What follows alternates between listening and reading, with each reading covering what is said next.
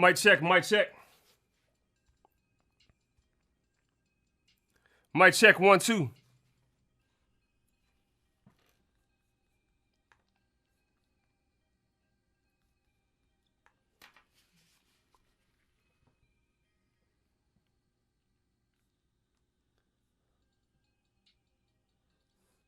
All right, let's go. Hey, look, let me check these comments right quick. Hey, y'all, welcome back to Meet Me on the 50. This is the Director's Corner. Hey, y'all gotta bear with me, man. This is a new setup I got right here. So, still working out the kinks a little bit. But we gonna get it together, man. Hey, shout out to PYB as always on these beats right here. Hey, Carlo, man, hey, he rebranded himself as a new company. Once I get that now, I think it's just under Carlo. But PYB, man, that's what we've been rocking with for the last 2 or 3 years since we've been doing this, man. So shout out to Carlo, shout out to PYB. We are here, y'all, the Director's Corner. I don't even know what edition this is, man. We done talked to so many of these prestigious band directors, y'all. We got Mr. Mario Warren on tonight from Alabama A&M University. Marching Maroon and White. I'm gonna get fried for that. Ain't that mighty about the Marching Maroon and White. They all got their own, man. I done messed myself up already. Hey, look, Mario, you ready, bruh? Let me go get you on Skype. Get this thing going. We ain't talked in a while, so let me see. Let me get caught up real quick. We had Battle for Birmingham. That was last year, September 19th. September 15th, I'm sorry. And that was very successful. If you was out there, you know what it was. We're going to run it back again this year. I got some surprises for you in regards to that, though. So make sure you stay tuned to Meet Me on the 50. It's a lot to come. MeetMeOnThe50.com has launched. I need you to go check that out. Send me an inbox or a DM. Let me know what you think about it. We have the store will be up very shortly. As you see in the corner right here, the apparel line will be called Band Heads, BND HDZ, Tactical Band Apparel. More to come on that. A whole lot more to come on that, man. The word tactical was very intentful. Let's put it that way. All right. Let me check the comments, make sure we good.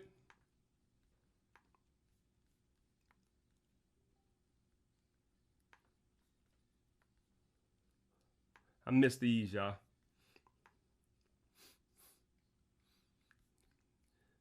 We back in this thing, though. I need me somebody over here that's gonna read these comments for me, man. Hey, shout out to my wrenches. Shout out to the wrenches, y'all.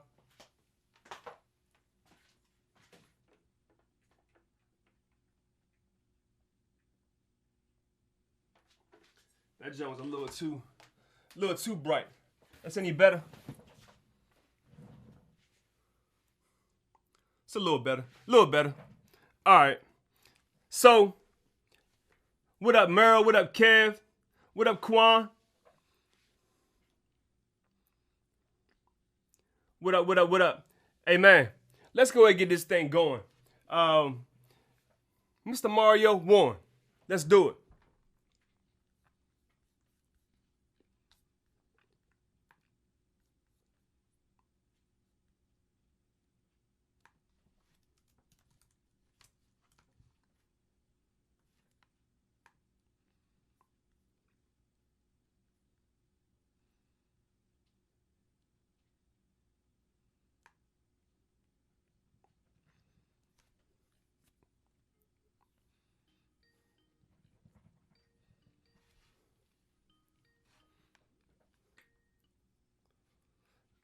There he is, bro.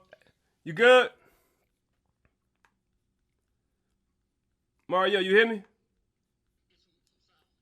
Huh? Yeah, throw them headphones on, bro.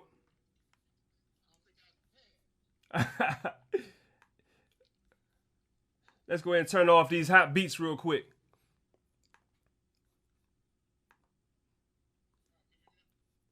Yeah, I hear you loud and clear. Let me go ahead and throw you on the screen right here. Yeah, you hear me?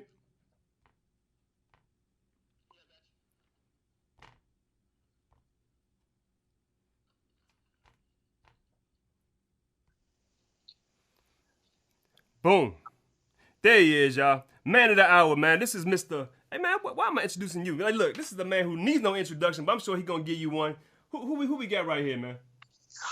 Man, Mario Warren, man. Trying to make it. Trying to make it, man. You're doing more than making it, y'all. Hey, this is Mr. Mario Warren from Alabama A&M. Marshall Maroon and White, man. How long you been up at A&M? This is my 6th year. Hey, hold on, man. He representing. Hey, show him the shirt, Mario. We have to represent, man. Look at it, y'all. Look at it. Look at him. Hey, that's the gray. It's like the gray one or the green one? The green. I sent you the green one. Yeah. Yeah, so this is the gray one right here. I gotta send you one of these too. This is the tactical band apparel line, band heads, man. I gotta get you one of these. You and Mr. Wright. I gotta get one. Yes, sir. Man, so where do we start at, man? Let's see. Where you from, Mario? Man, Memphis. A lot of people don't know that. A lot of people think I'm from Detroit, but I'm from Memphis. Yeah. Grew up in Memphis, went to Tennessee State. As soon as I graduated, I went to Detroit, and I taught up there for 7 years. That's why I know so many people from Detroit. A whole bunch of folks in the game now. They were in school when I was teaching. Killer Kev and Deontay Kennedy, all of them, they were in school when I was teaching.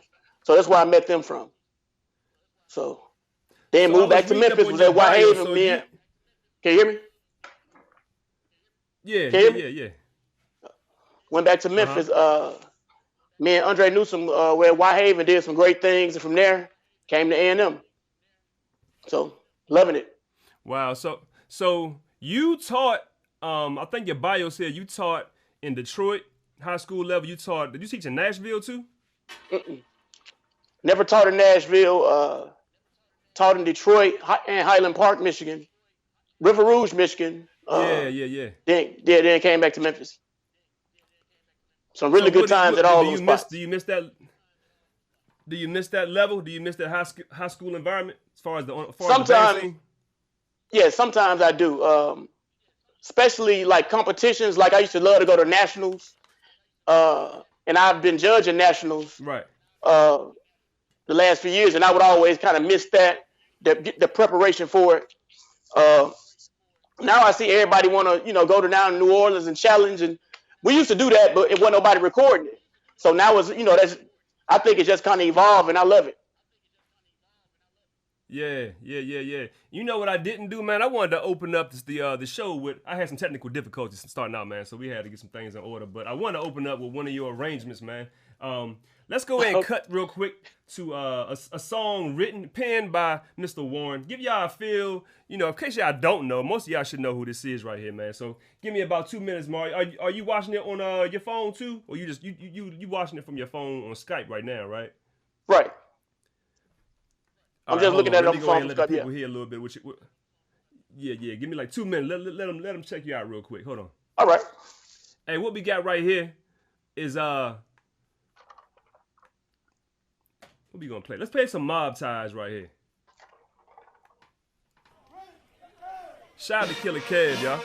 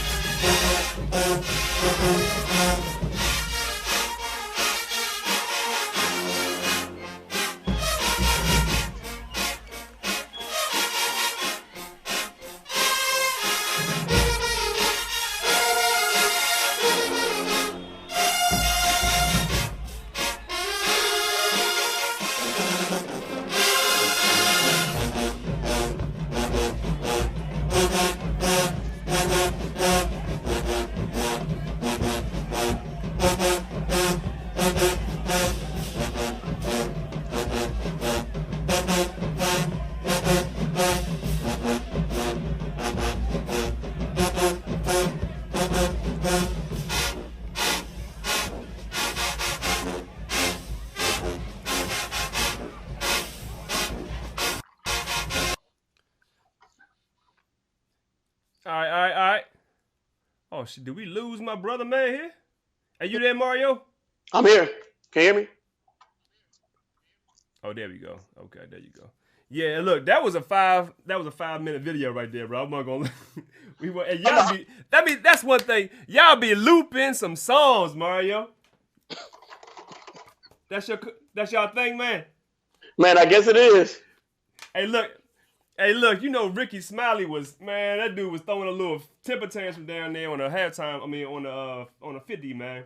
Said, I remember that. Y'all please keep it to 1 minute. Plus, my man said not 3 minutes, 2 minutes. He said, can y'all play 1 minute songs, please? Bro, I said, bro, you can't be making no demands like that, Rick. But yeah, that was Mob Ties, man. So when did you write that song? This summer. Just heard it this summer and just wrote it. Thought it would, be, go good with a band. As far as the stuff I was listening to was kind of different, and I kind of like to stay on and do different stuff. Yeah, I noticed that about you, man. So like, where do you pull your inspiration from? Like when I can tell A&M, their song selection is like, y'all pull some things out that other bands, typically wouldn't. So like, what's your inspiration when it's time to sit down and make you a song? Where do you pull your inspiration from? Well, I kind of in high school, I kind of leaned towards jazz more than anything. So I started out kind of playing jazz. Then went to Tennessee State. Tennessee State is really jazz heavy too. Shout out to Prof. Kirk and all the my former teacher, Prof. Graves, Dean, Mr. Davenport, everybody there. And it's just a different environment. Very musical tradition. We used to play all kind of stuff. And some of my favorite stuff that we played was stuff that was not on the radio. So, I just kind of gravitated to it. So now I listen to all types of music, like all types of music. So if I hear it, I'm going to write it. Yeah. If nothing, else more, just the experience of it. Right. So what's your primary horn? What's your primary instrument? Trumpet. Trumpet. Okay. How did I not know that, man? I made the flyer, man. I said you got a trumpet in your hand right here. So what else you play? I know you're a maestro. What else you play? Man, I play keys a little bit. I'm not I play keys. I can get around the keyboard a little bit. I love to study chords. I love to study voicings and stuff like that.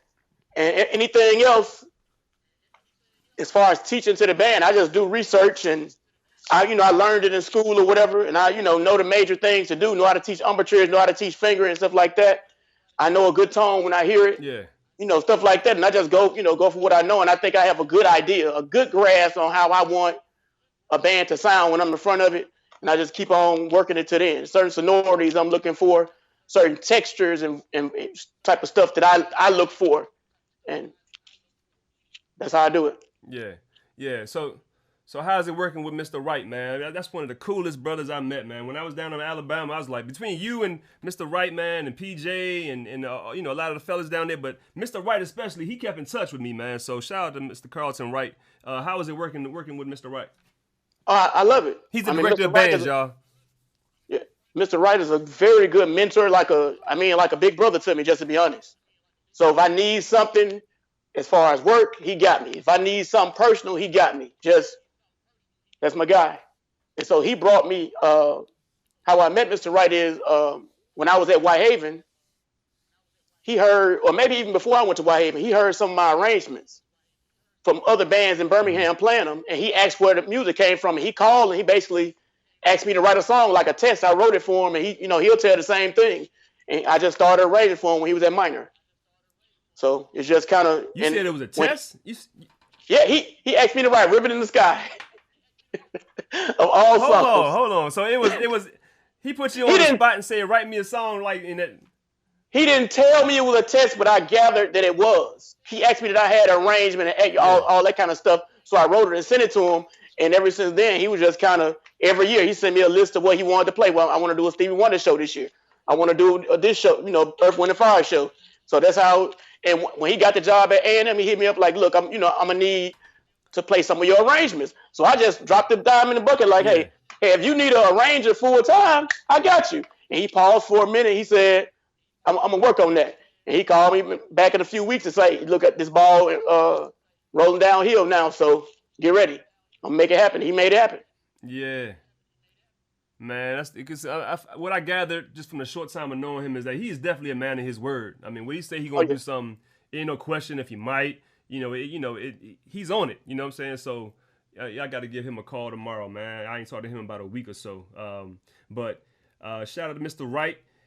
So you coming from Tennessee State? Do you see yourself, implementing anything from that band into A&M, or are you start kind of sticking with tradition? What A&M has always been about. Well, I think that like how difficult is that, because you're coming from a culture that's I think a lot of schools, they keep the in-house band directors and things like that, but in this case I think even Mr. Wright, where did he go to school? He went to A&M. Right? Yeah, he went to A&M. I think with Mr. Wright just want music to sound good. He want the band to look good. That's it. He don't care where it come from, because I have implemented some things, some real strong traditions from Tennessee State, and we do those kind of during practice. Some stuff that kind of worked for me when I was in the band, and I lean back on it.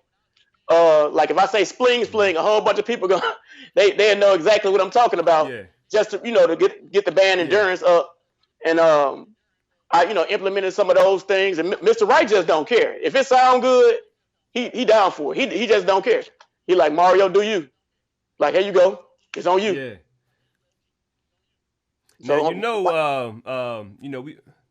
So we had 6 total bands for the Battle for Birmingham, but we was gonna have an additional one, man. 7th band from Nashville, Tennessee State University. So let's play a little game of what if. Like, if they were to show up, how would that have played out, man? What would have been the outcome of a TSU in the stands and out there at Legion Field? I don't know. So all I'm gonna say is we gonna do what we do. I love my alma mater dearly, but they already know, because they feel the same way. I talk to Andre Newsom, one of the assistant band directors. I talk to my guy almost every day. Larry Jenkins, real cool. He one of the arrangers. Like to talk to him all the time, communicate. I've leaned on Mr. McDonald for some advice too. He's like a big brother. So, but when we got to get in them stands, it's gonna be on the pop. No holds barred, and I'm sure they feel the same way. Absolutely. So you said Mr. Wright put you on the spot, man. To go ahead and do the same thing. So give us something crazy but true about Mr. Mario Warren. Crazy but true. I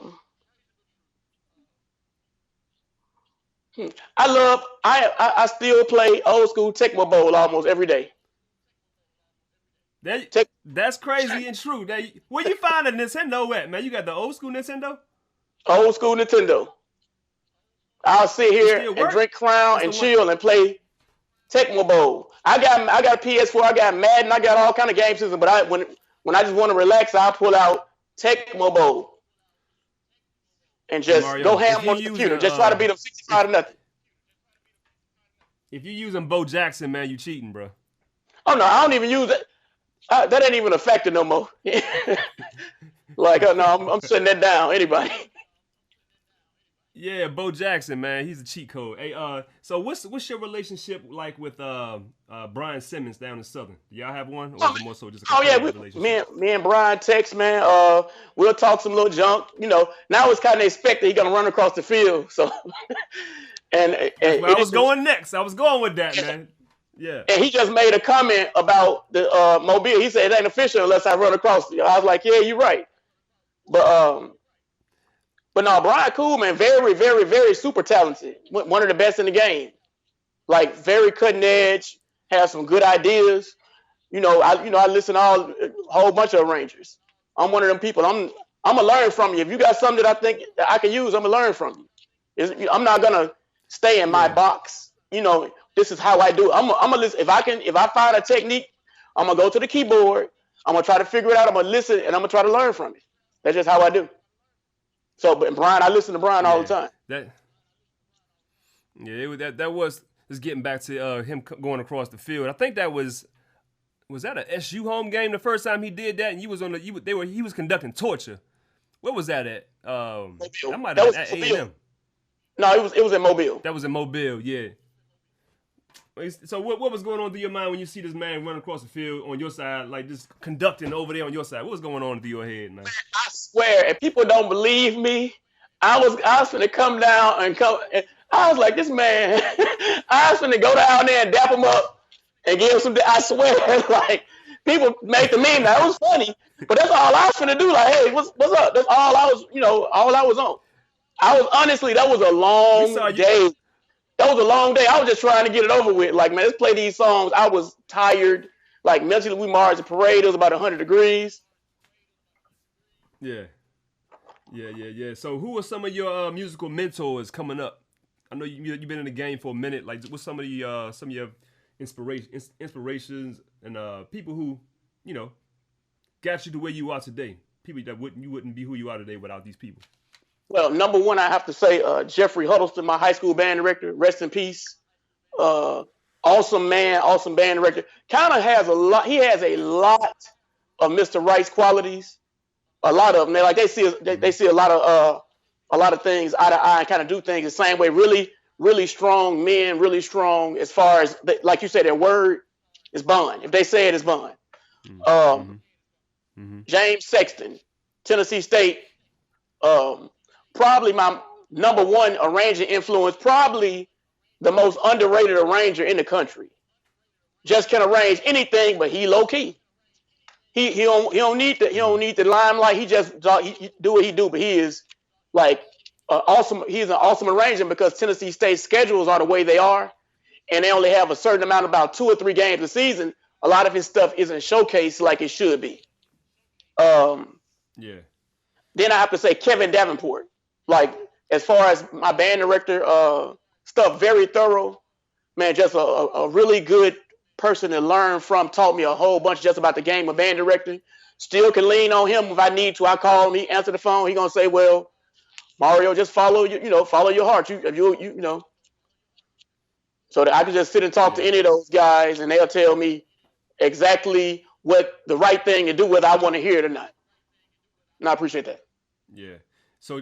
So conversely, I guess, since you've been in the game for a minute, there's a lot of kids, in school, they want to be where you are. I mean, if you had to go back and give yourself a piece of advice, younger Mario, just graduating TSU, getting your feet wet, what would you tell yourself or tell somebody in that same position right now? Learn as much about each instrument from piccolo down all the way through percussion as much as you can. Never stop learning. Don't ever get to a point where you're not evolving. Every year you have to, like, when you teach your beginners, and if I was doing it now, if I had to teach beginner class, every year I would pick up a different instrument and learn another instrument with them, because it grounds you so much and it humbles you. Because sometimes we forget, and I've been guilty of this, you forget how hard it is and how many hours that it takes to learn that instrument. It takes a lot of practice. Mm-hmm. And you can easily just forget about all of that and start chastising. Okay, they gonna get it. Just, be patient with them.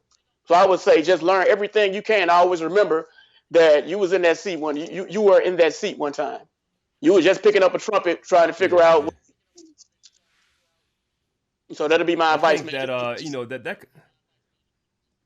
That kind of applies to all, I want to say, the other fields as well. It's like you can do something, and once you feel like you've arrived and you've perfected this thing, you start to fall off. You start to get lazy. You start to become real complacent, man. So I forget, it's a quote where it talks about, you don't want to know everything. You want to realize that you don't know anything. If you can approach everything in a sense where I don't know anything, you always want to learn more about whatever that is, man. So yeah, I definitely feel you on that. Even like what I do, my Meet Me on the 50 thing, I feel like I've come some ways, but I'm not nowhere near finished, bro. I mean, yeah. My thing is I want to push band culture in the most positive light that I can, and it's a lot more work to do, So, what else, man? So, I want to cut to another one of your songs real quick. It was how do you pronounce it? Dies Irae? Oh, Dies Irae. Yeah, that's yeah, I just like I said, I think outside the box, and it's just a common classical piece. And I just said, I asked Carlton, "Hey, you want to play this?" He said, "Yeah." So I just went, listened to it, and started plugging away at it. So just so we can play it, the kids So end up. When would you pull this out? Like, what would be an ideal moment? What would be an ideal moment in the game to pull out this song right here? Is it a fifth quarter song, or is it more like whenever? I mean, just in the fifth, I you know, I'll play anything. It don't have to be. I like to switch gears a lot. So if I know the tendencies and bands who have tendencies, well, if we listen to their fifths or whatever, they have tendencies. So I'm like, hey, I want to kind of dictate what's going on. I want to switch it up, and then just when you pull something like this out, and it just kind of speaks for itself. Everybody is not going to like it, but if you in the game trying to make everybody happy, then you already lost. All right, let's check it out, yo. Let's let the people check it out. Hold on one second, Mario. All right. Pronounce it one more time for me. Dies Irae by Giuseppe Verdi from Manzoni Requiem. There it is.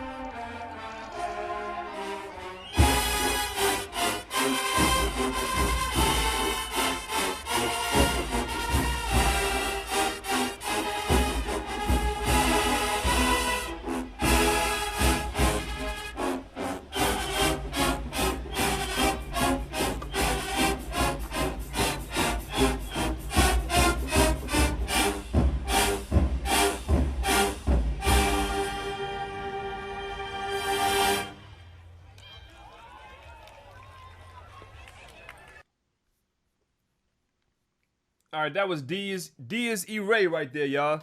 So I say when you let me go back. What 3 instruments? Say you only can choose 3 instruments from a band. What are your 3 essential instruments? Let's say you can only write for three instruments. What would you pick? Let's say excluding percussion. I'm talking about wind instruments. We need percussion, obviously. I would say tuba, trombone. Mm-hmm. And I really want to say mellophone. Really? I thought you were going to say trumpet. So why would you choose mellophone over trumpet? I would just say trumpets are kind of.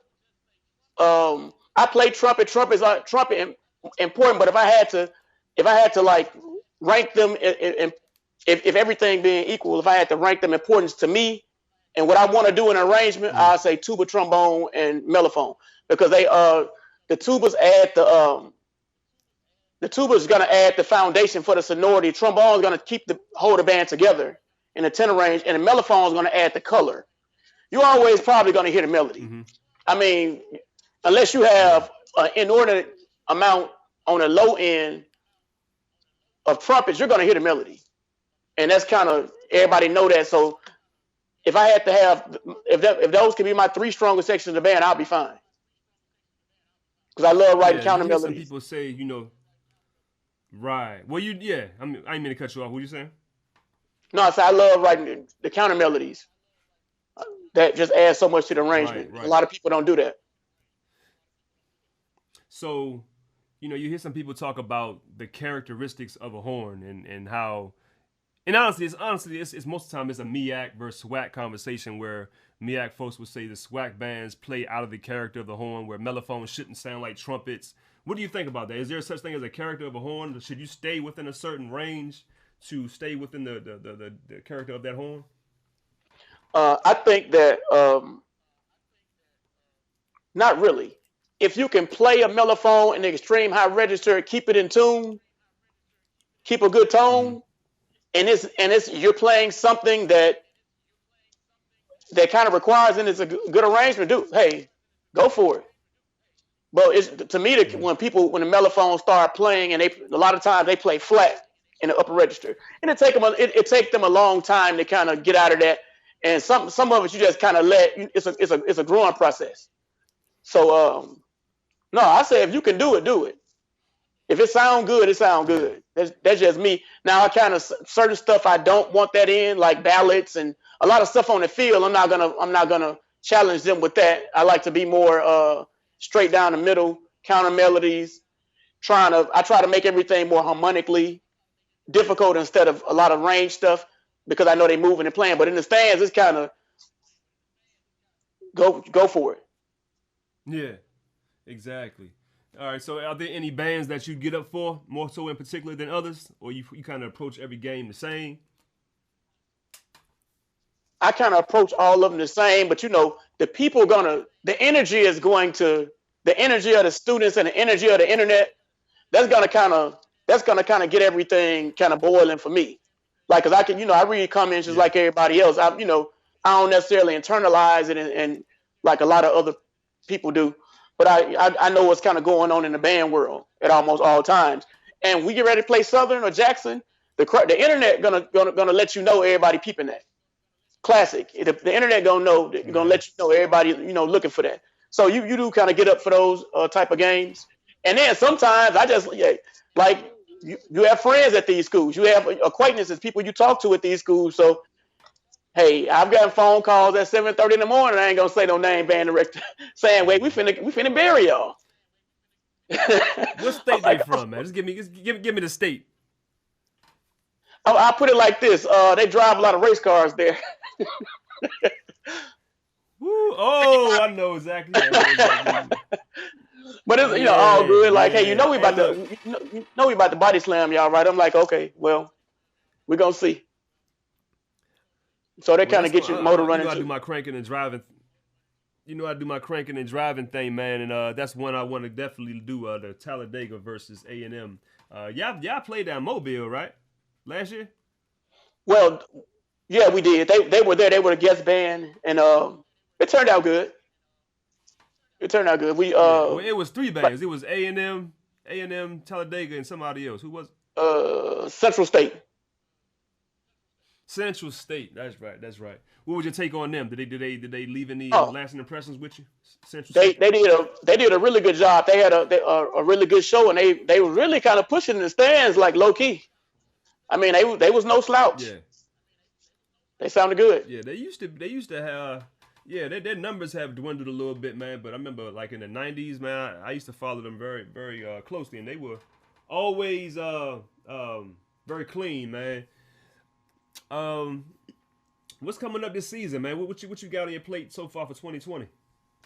Right now we're just trying to get through all this Wind Ensemble stuff. We're going on tour.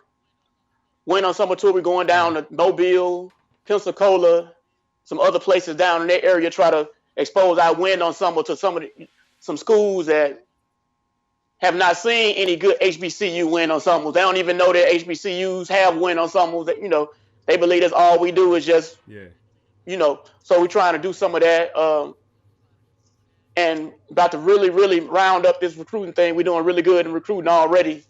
So soon as all of this start winding down, I've already started putting some arrangements together. But I got some stuff. So this is my time of year when I listen to music. Say what? You taking recommendations, man? Oh yeah. I got some songs, man. I got some song ideas, man. Man, put them in the inbox. You already know how we do. There you go. What is so you mentioned somewhat about Wind Ensemble. What's the importance you think as far as that ensemble in the spring and how it relates to the band in the fall? I just think the more types of music you learn how to play, the more well-rounded you are as a musician. Mm-hmm. You can do march. I'm not going to tell nobody how to run their program. All of that stuff came up on the internet a few weeks ago where it was marching band versus concert band. I think all of it is important. The more genres you can play, the more proficient you're going to be on the instrument. I think you can't get all the nutrients, as I would say, just from eating meat. You know what I'm saying? You got to have salad too, or some green vegetables. If your green vegetable is marching band, that's fine. You know what I'm saying? Whatever. But I just think I just think that there's a place for jazz band, wind ensemble, and marching band. You don't have to be playing grade 6 music. Go ahead. Is there a place for on that plate you mentioned the greens and everything else? Is there a place for all-star bands in your opinion? Oh yeah, I love all-star bands. I listen to it. The only thing I say about the all-star bands, they always take all the good songs. they always play all the good songs before the band season. That's the only thing. But I'm not hating on it. I'm just saying I'd be like, man, I wanted to play that in the fall. So, but it's already kind of spoiled. Everybody already heard. Yeah, but I mean, if you look at it, if you compare it to the music industry, I look at it more so like, the underground mixtape scene. They set the tone a lot of time for the mainstream artists. Like Drake, he done went and but he's been influenced by a lot of the underground rappers, man. Migos wasn't nobody until Drake put them on. Drake got on that, what was it? You're right, because you know what I'm saying? That energy. And it's good. Now, me personally, people have asked me to do it. I've done it, in Memphis. I've done it before. But at this point, I just want my summers. I don't, people, man, you want to do the Alabama? No, bro. I want to chill this summer. Like, I'm banned out, man. I've been doing band from August to August. I'm good. Like, let me go to the beach. Let me chill. Let me just sit. So that's the only reason I don't do it. But I don't have any problem. I listen, and it's a lot of energy. And a lot of times it's good. People, they picking up their horns. They have something to do. I don't have a problem with it. Go get it. Yeah, man. So, we talk so much like offline. It's kind of hard to think of new questions, man. What you got for me? You got any questions for me, Mario? What you gonna do with this mellophone? Your shirt, man. Your shirt's coming. The mellophone. So. My thing is this, man. I'm a sax guy, and I think for jazz purposes, and like you mentioned, coloring, I always wanted to be loud. I always wanted to be able to project, man. And Mr. Perry, Mr. James Perry over at Easton High School. Shout out to Easton High School, man. It's like, I'm about to, go off topic a little bit, but DC used to be a very big band city, man, and Easton High School are one of the few that's still doing it in DC, doing it big, y'all. So, make sure you follow Easton High School on Instagram and YouTube. But anyway, I went to him and he, said, look, I want to learn mellophone. He's like, well, here's take this horn, and it was just like that, man. So shout out to Mr. Perry. I'm still practicing on it. I'm gonna buy me a better one, and sometime once I get better on it, but. I just wanted to learn a brass instrument, and I think it's coming along. I posted a video today, man. I sounded like trash, but I'm not. I got thick skin, man. I just want to. I really want to show my progress, because I'm gonna do that every week, and hopefully it improves every week, man. So yeah, that's my thing with that. Man, I feel you. What was other than hearing the how I sounded? What kind of advice would you give me as a new mellophone player? I would say anything else, just take it slow. Once you get since you're a musician, it's gonna go by kind of fast. But I would say just try to make sure you get a good. I know it's cliche. Just try to make sure you get a good tone. Do a little lip slurs and just try to learn a few little scales, and then just add the music in and just grow. It's gonna blossom. Man, let me tell you, I'm lip slurred out, man. That's why I hit you up the other day. I said, send me something to play, man. Send me something. So, hey, Mario hooked me up with some songs, man. So I'm going over that. But yeah, that's that. It's definitely keeping me keeping my sword sharp, man. Because I'm behind the camera so much and doing things on the technical side that I don't have as much time to practice as I should. But I'm throwing an hour in a day. I throw an hour in a day on a horn, man. So. Oh yeah. We gonna get there. What's your take on media teams, man? A&M has their media team. This is their first year having a media team, right? Right. I think everything needs to kind of be documented, and I'm glad that these schools are really getting these media teams together, because it's so much stuff that's been undocumented. It's so much stuff that's I know Tennessee State got years and years and years and years of songs and songs and songs, but half of them not on YouTube, if not less than half. It's not, it's not on there. A lot of stuff that we do at Alabama A&M, it was not on it. It's not documented, and a lot. If it's not documented, I mean, why? Why even really? Happen. If it's not documented, it didn't. Right. Exactly. But I like. No, go ahead. What'd you say? So to piggyback off of that, I mean, it's about documented, but it's also about branding, man. I think A&M does a good job at branding the band program, through its marketing material. And I want to say, since I had my battle last year, I've gotten about 20 letters from A&M, just different things going on at the school, and everything's presented so professionally. Talladega too, by the way, man. Talladega and A&M has sent me some good marketing material. Both of y'all schools are on your job as far as marketing, so I think that it's not always about the quantity, but definitely the quality of the video footage. So I met with I think Joe. Is Joe on your team? Yep. Joe Murkison? Yeah, Joe Merk. Yeah. Yep. Absolutely, man. So I think we all gonna get it together, man. This band media thing is going to become bigger, especially on the. I think the high schools are going to start getting teams at some point too. Hopefully they do, because this year, this spring, man, Mardi Gras and everything. We ain't talking about Mardi Gras yet. We gonna get on that, but Mardi Gras, man, high schools, they showed out, bro. It's like it's almost like it seemed more energetic and more exciting to be on a high school level right now. Well, did you get to watch some of those videos? I did. I watched a few of them, not a lot. I'll say a handful, maybe 5 or 6 battles. And you're right. It's a lot of energy. It's a lot of energy going into it. Yeah.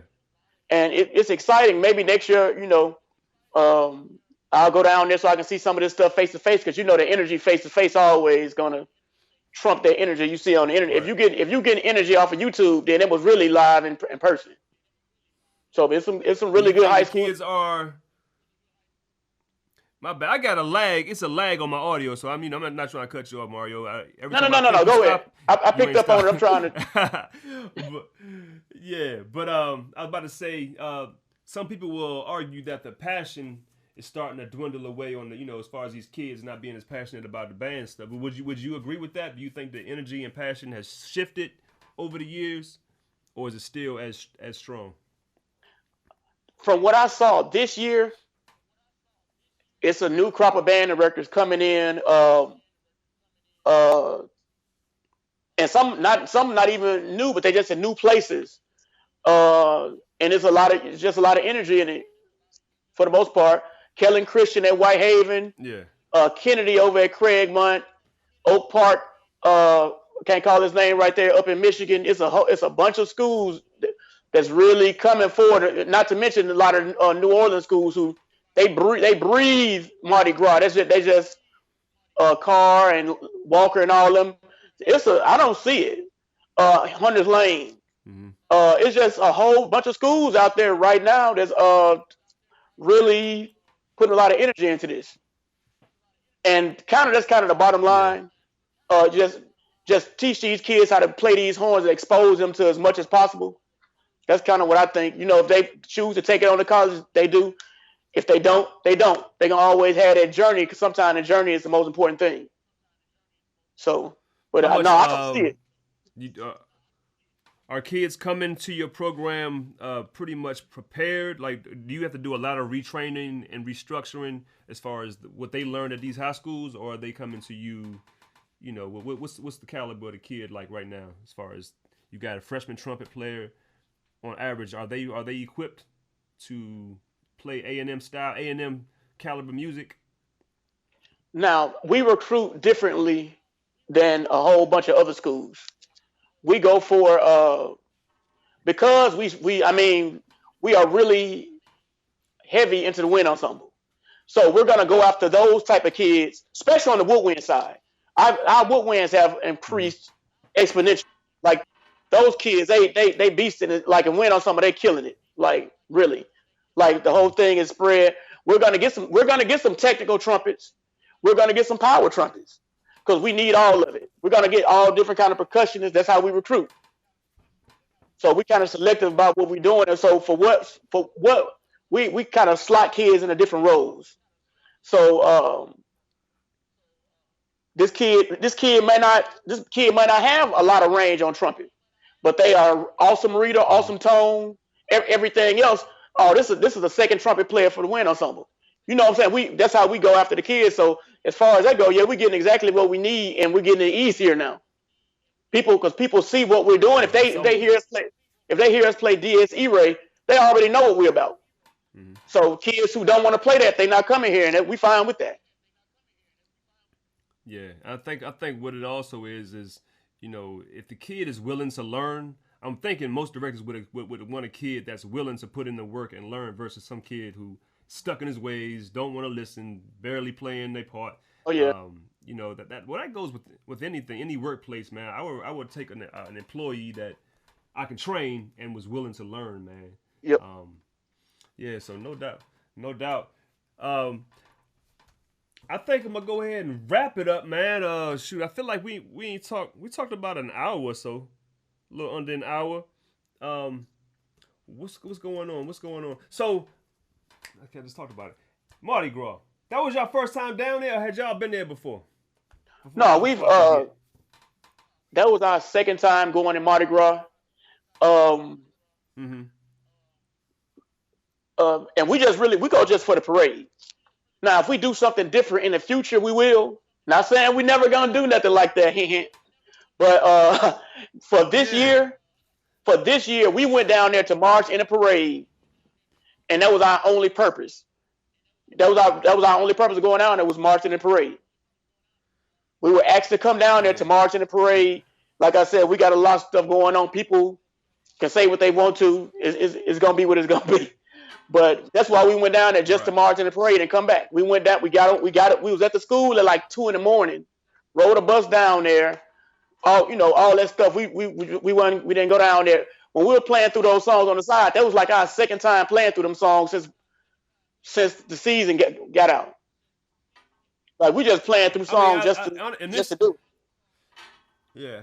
Initially, like when I seen it, I was somewhat siding with the general populace and saying, "Dang, I wish A&M would have came back." But I'm also on a school of thought where sometimes less is more. By y'all not playing that day, y'all gonna probably see SU at home this year in the fall, right? That's what I would think. So that's gonna build that up even more, bro. It's like if y'all would have let it all loose at Mardi Gras, it would have took a little steam off of this coming matchup in the fall, man. So I'm looking forward to coming out to that game. Hopefully they make the trip. I heard they may return to because y'all went down to Southern this past fall. So hoping they make that trip up there, man. And if it does, I think it's going to be an epic event right there. So yeah, I definitely wanted to hit up on that. So I want to get into the comments. I mean, this thing won't even let me do it. So what I do, Mario, let the comments go ahead, let the people in there ask you some questions. Hold on 1 second. I need me an assistant. Anybody want to be my assistant that's watching this? Look, I ain't got no money for you. This is for the passion, bro. For the love.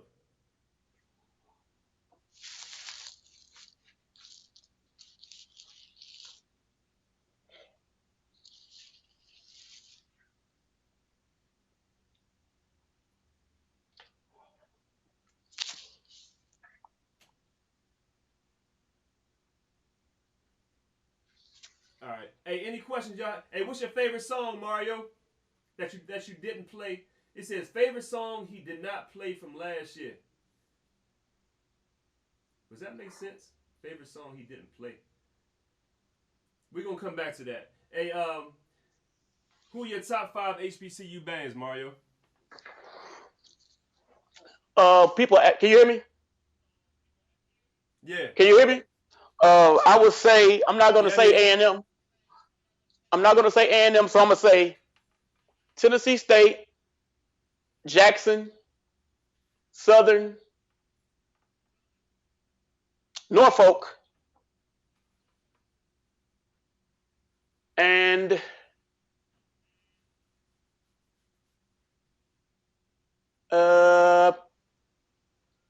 you said favorite? Yeah. I have to throw probably I'll put Miles in there. Miles impressed the hell out of me, man. They sounded so good in September, bro. They definitely look, my camera is serving as my. All right, that's fine. All right, here we go. Yeah, Miles sounded good in this fall, bro. So ask Mario, what great ballad are you working on? He ain't gonna tell you what songs. He gotta keep that in the bag, man. He wanna know what songs you write. All right, he said in 2018 it was Drew Hill. So I guess he wants to know. I think they're saying you have a trademark ballad that you typically write each fall. He said 2018 it was Drew Hill, Beauty. In 2019 it was Maxwell, Bad Habits. So I guess he's trying to get an idea what you're gonna come with in 2020. Y'all gotta wait and see, man. You know he got some things up his sleeve. Yeah. I want to ask Mario what he plans to do to make his band stand out in the SWAC. I think we already stand out in the SWAC because we just do stuff so different. Like it's kind of obvious, isn't we just we're approaching the band thing a whole lot different. We play stuff that's different, and that's kind of our calling card. We just want to be different. So just keep on doing what we're doing, and it's gonna be what it's gonna be. I think we're doing a good job at standing out because that's one that we're actually trying to do that. Some people are not gonna like it, but it is what it is. All right. Let's see here. Did you arrange "Be Ever Wonderful" by EWF, performed by Whitehaven? I did. I arranged that. All right. The song that got away. Why do you think HBCU bands are not as popular in the North as they are in the South? I would probably say just because there's not as many HBCUs up there, because they are popular. It's a lot of people who know about bands. When they do have classes, they normally sold out. So a lot of HBCU people, grads up there. It's harder to get down here. And in some of those cities, it's so like Detroit. It's just a different culture. But I would honestly say in Detroit, I've seen bands save kids' lives. Like from the time I was up there, I can literally say I've seen band take a kid from straight just off the tracks to just me saying, no, you can't, me telling this kid, no, if you do that, you can't perform. And they made a choice, and they kid in a different, grown men now in a different place, I'm sure like people from up there, like Killer Kev and stuff can attest to that. Like it's up there, it's just a different environment. It's bad everywhere, but I think that when you go up north, it's kind of more, it's a little more pressing in some of them pockets, from my experience. And not even that is, in addition to that, it's you even looking at this Mardi Gras stuff over the last couple of weeks, band is a culture, and it's a way of life for a lot of people in different demographics, different cities and different demographics, man, versus some areas where band is just something that you do, something you pick up on, you play, then you get to. So that's the difference in my opinion. It's like it's a way of life for a lot of people, man. That's the difference between, I want to say, the North and the South. There are bands, I want to say like Norfolk, man. That Hampton Roads area, it's a lot of diehard band heads in that area. Yeah. Same for Ghostboro over there where A&T is, man. Just FAMU, Bethune. Let's go ahead and get into your favorite literature being played in Wind Ensemble right now. The songs I'm doing a song called Stella Maris. I cannot think of the composer right now. Actually, Mr. Wright, I had never heard the song till I looked at the score one day, and I just conducted it. Very, very pretty song. I'm doing another song, I think it's Kernow, Where Never Lark Nor Eagle Flew. I'm doing that one. And I'm doing a few more. I like The Music Makers by Reed, I believe. One of Mr. Wright's songs. This is that's what I'm listening to now, because I like to listen to these songs like daily, just so when I get on the podium, I don't have my head in the score as much, so I can kind of memorize all that. So that's what I'm doing now. Well, and we have a concert this Sunday. I wish I could come out there and check it out, man. A&M's Wind Ensemble. I heard a little bit on your page, man. Y'all sounding real good this spring, bro. What is your opinion on on Vanilla Funk, that drum major from Montgomery? Is there any viewpoint you have on? I think the kid. Let me jump in real quick. The kid is talented. I think that some people are closed-minded in a sense where they don't want to see other cultures and other races excel in the HBCU band program. That's my take on it. What's your view on I guess I don't even think it's a matter of him being in the band and being a different, being Caucasian. It's more so him getting the shine and getting the followers and the news, the press. I don't have it. What do you think about that, Mario? Your sentiments exactly. I think it's a bunch of people just don't want to see him get that attention just because because he's white. Quite frankly, he's pretty good. He's really good. And he is the captain. For whatever reason, somebody chose him to be in front, to be the captain, whoever is over the squad. So he the leader. Some of the other people always say, well, these other guys, are they good? They awesome too. But he the captain. He getting the shine right now. Yeah. I can't hate on little homie at all. Like, he doing his thing. Exactly. I hope, I wish him the best. I hope he get a scholarship, do whatever he want to do in life. He need to take this and get a reality show or something. Exactly. Like what? Yeah. And from what I noticed, he is putting on for his other drum majors. You see, he never takes full credit for anything. The people giving him this credit, but he always shouts out his other drum majors, as he should. So, how do you feel about the Lewis Cruz Classic hosting a PWI instead of an HBCU? Now, I'm not even hip to that, so I'm gonna have to rely on your answer on this one. Okay, well, we're playing Stephen F. Austin. I believe that decision is 5 or 6 steps above my pay grade. So I'm just whoever comes, whoever comes. So I don't understand, why. I don't know whether it's a home and home. It could be a home and home thing, but we'll see. I really wish that we did play, I wish we would play a school outside of SWAC, like a Tennessee State or a FAM or Bethune or something like that for that game. That would be really nice.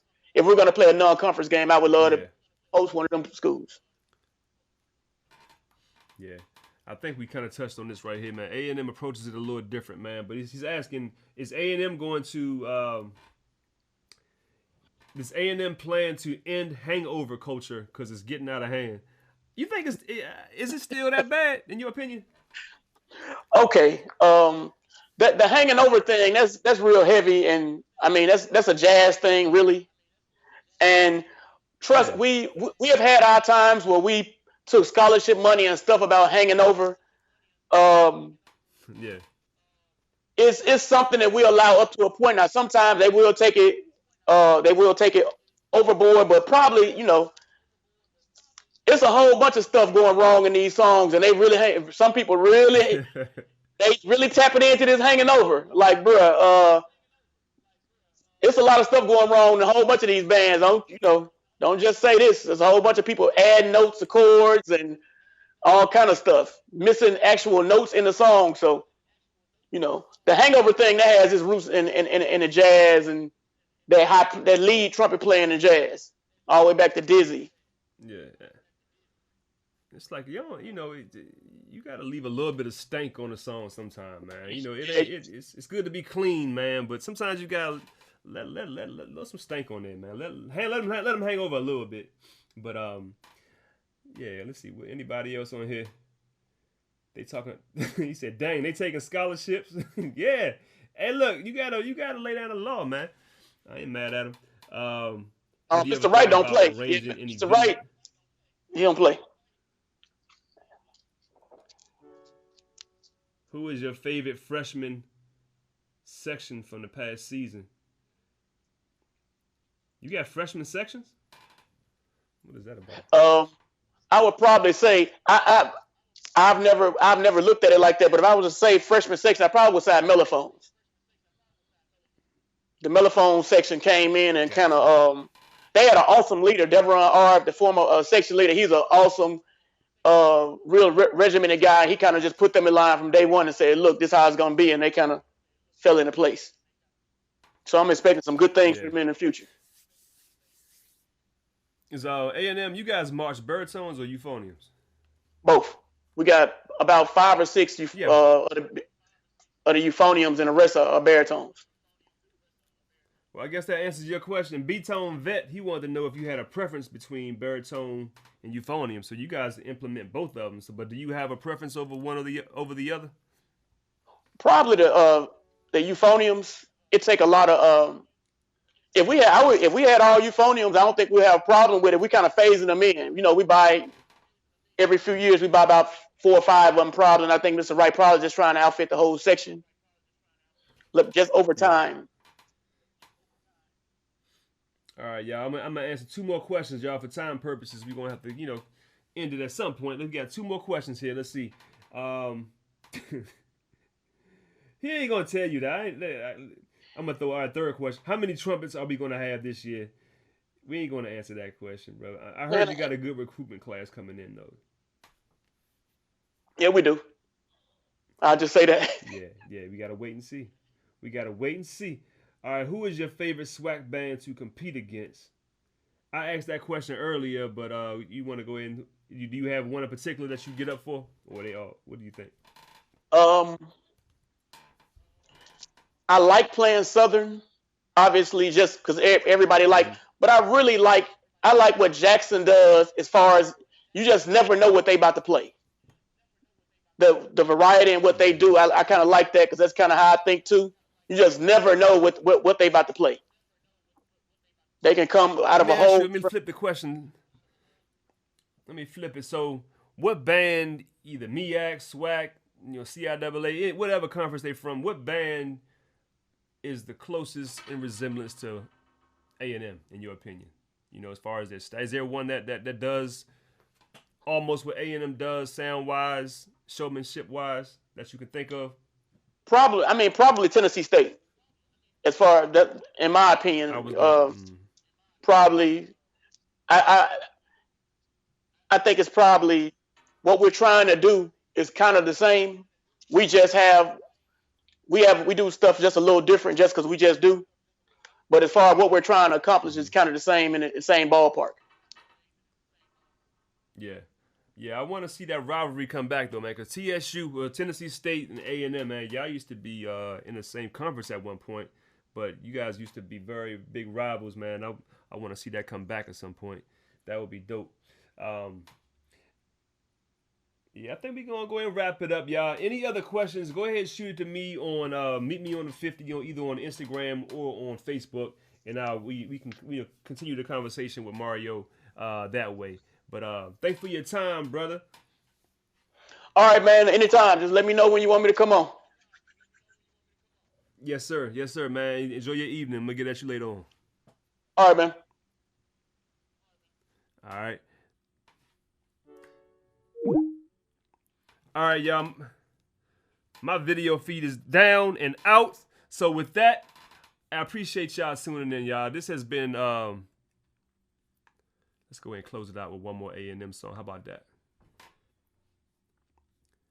Let's see what we got. A&M.